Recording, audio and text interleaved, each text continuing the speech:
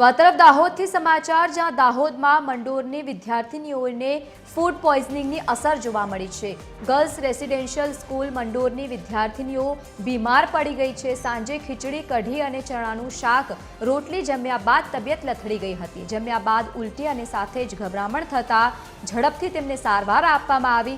મોડી રાત સુધીમાં કુલ 56 જેટલી વિદ્યાર્થીનીઓને ફૂડ પોઈઝનિંગની અસર જોવા મળી. પેટમાં દુખાવો થયો, ઉલટી અથવા જેવી અલગ અલગ તકલીફો થવા માંડી. વિદ્યાર્થીનીઓને સારવાર માટે હોસ્પિટલ ખસેડાયા. મહત્વનું છે કે ઘટનાની જાણ થતાની સાથે જ લીમખેડા પ્રાંત અધિકારી સહિત મામલતદારને પણ આ બાબતે જાણ કરવામાં આવી.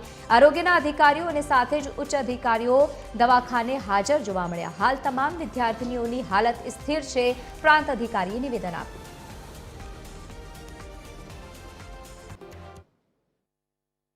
આજે લગભગ 10:30 વાગે જે 108નો કોલ અમને મળ્યો હતો કે લગભગ 10 થી 12 બાળકીઓને ફૂડ પોઈઝનિંગની અસર થઈ છે લીમખેડા મોડલ સ્કૂલ ખાતે. જે બાદ 108ની ટીમને THO શ્રીની ટીમ દ્વારા 12 બાળકીઓને અહીંયા CHC લીમખેડા ખાતે એડમિટ કરવામાં આવેલા હતા અને પછી સમયાંતરે એની સંખ્યા વધી ગઈ છે. અત્યારે લગભગ 56 બાળકીઓને અહીંયા CHC લીમખેડા ખાતે એડમિટ કરેલા છે. તમામની હાલત હાલ સ્ટેબલ છે. સાંજનું ભોજન હતું, ખીચડી અને કઢી અને રોટલી અને ચણાનું શાક હતું. 7:30 વાગે કે 7 વાગે અમે ભોજન કર્યું. ત્યાર પછી બધી છોકરીએ 8 કે 8:30 વાગે સુધી જમીને અહીંયા આવ્યા. પછી થોડી વાર રહીને રેસ્ટ કર્યો. છોકરીએ આમ તેમ ફરી પછી થોડી રહીને એમને અસર થઈ કે પેટમાં દુખ્યું, કે મોઢામાંથી થૂંક આવવા લાગ્યું, પછી એમ વોમિટ થઈ એવું લાગ્યું.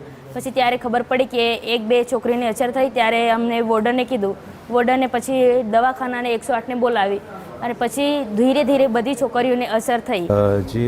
આજે સાંજનો જે ખોરાક આ સ્કૂલના બાળકોએ લીધો છે એની કોઈક ઝેરી અસર જેવી અસરના લીધે ફૂડ પોઈઝનિંગ ટાઈપનો જે કહીએ એ પ્રમાણેની ઘટના બનેલી છે.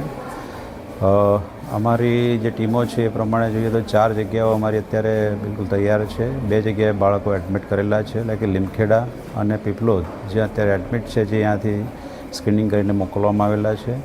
એ સાથે સ્ટેન્ડ બાય દુધિયા CHC પણ અમારો અત્યારે એક્ટિવ છે.